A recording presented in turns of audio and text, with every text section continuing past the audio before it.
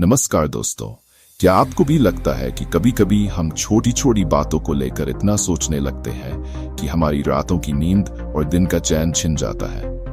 क्या आपने कभी सोचा है कि आपकी ये बेवजह की चिंताएं आपका कितना समय और ऊर्जा बर्बाद कर देती हैं? आज मैं आपके लिए एक ऐसी कहानी लेकर आया हूं जो न सिर्फ आपके दिल को छू लेगी बल्कि आपको ये सिखाएगी कि कैसे इस सोच के जाल से बाहर निकला जाए।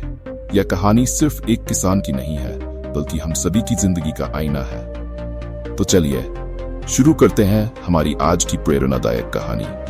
गांव में एक साधारण सा किसान मोहन रहता था। वह बेहद मेहनती था और अपने परिवार के लिए एक खुशहाल जीवन का सपना देखता था। लेकिन उसकी एक आदत थी जो उसकी सबसे बड़ी दुश्मन बन गई थी। वह हर छोटी बात को लेकर जरूरत से ज्यादा सोचता था। उस साल बारिश ने मोहन की फसल को बर्बाद कर दिया।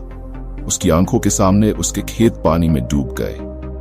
मोहन के मन में अनेकों सवाल उमड़ने लगे। अब परिवार का पेट कैसे भरेगा?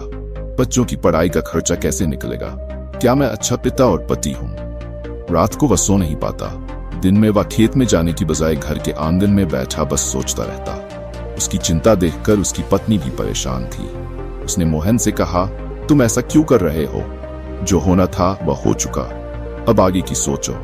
लेकिन मोहन को कोई राह नजर नहीं आती। एक दिन गांव में एक साधु आए। लोग कहते थे कि वे हर समस्या का समाधान जानते हैं। मोहन ने सोचा, मुझे इनसे जरूर मिलना चाहिए, शायद ये मेरी परेशानी का हल निकाल सकेंगे। अगली सुबह मोहन साधु से मिला और बोला, महाराज, मैं हर समय चिंता में रहता हूँ। फसल खराब हो गई है, परिवार का गुजारा कैसे होगा समझ नहीं आ रहा। हर पल सोचता रहता हूँ लेकिन हल कुछ नहीं मिलता। कृपया मेरी मदद करें। साधु मुस्कुराए और बोले, तुम्हारी समस्या सोच नहीं है बल्कि सोच का जाल है। इसे समझने के लिए मैं तुम्हें एक कहानी सुनाता हूँ। साधु ने एक राजा की कहानी सुनाई। बहुत समय पहले एक राजा था जिसके पास सब कुछ था, लेकिन वह हमेशा चिंताओं में घिरा रहता। उसे लगता कोई उसे नुकसान पहुंचाएगा, उसके खजाने को चुरा लेगा या प्रजा उससे खुश नहीं होगी।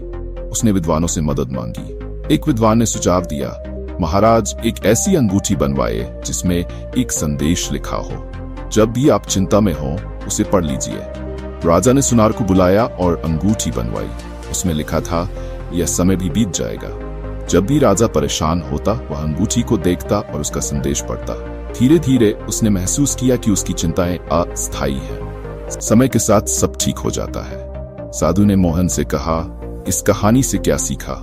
मोहन बोला, महाराज, समस्याएं हमेशा के लिए नहीं रहती, समय के साथ सब बदल जाता है। साधु मुस्कुराए और बोले, अब मैं तुम्हें एक काम देता हूँ। हर बार जब तुम्हें चिंता सताए तो एक कंकर उठाकर इस मिट्टी के घड़े में डाल देना। एक हफ्ते बाद आकर मुझे घड़ा दिखाना। मोहन ने वैसा ही किया। हर बार जब वह चिंतित होता तो एक कंकड़ घड़े में डाल देता। धीरे धीरे उसे एहसास हुआ कि घड़ा तो भर रहा था लेकिन उसके मन का बोझ हल्का होने लगा।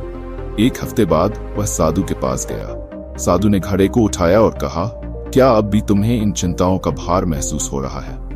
मोहन बोला, नहीं महाराज, अब ये बातें मुझे मामूली लगती हैं। साधु ने समझाया, यही तुम्हारी सीख है। हर चिंता को एक कंकड़ मानो। ये घड़े को भर सकती है लेकिन तुम्हारे जीवन का वजन नहीं बढ़ा सकती। बस तुम्हें उन्हें सही नजरिए से देखना होगा। उस दिन के बाद मोहन ने चिंता करने की बजाय समाधान ढूंढने पर ध्यान देना शुरू किया। उसने अपनी पत्नी और बच्चों के साथ समय बिताना शुरू किया। वह गांव के अन्य किसानों से मिला और उनसे मदद ली।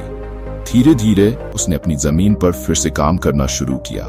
उसने सीखा कि समस्याएं जीवन का हिस्सा है, लेकिन उन पर जरूरत से ज्यादा सोचने से कुछ हासिल नहीं होता। जो समय हम चिंता में बर्बाद करते हैं उसे अगर समाधान ढूंढने में लगाएं तो जीवन बेहतर हो सकता है।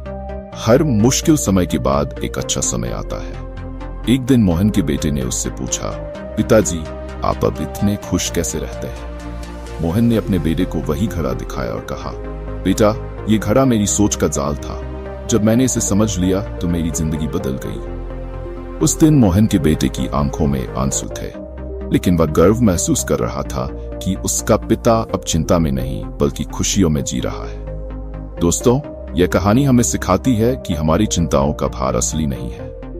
यह सिर्फ हमारे दिमाग का खेल है। अगर हम अपनी सोच को कंकड़ों की तरह हल्का माने तो जिंदगी आसान हो जाती है।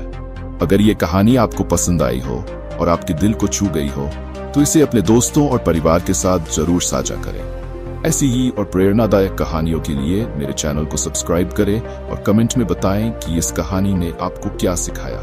धन्यवाद और याद रखें, यह समय भी बीत जाएगा।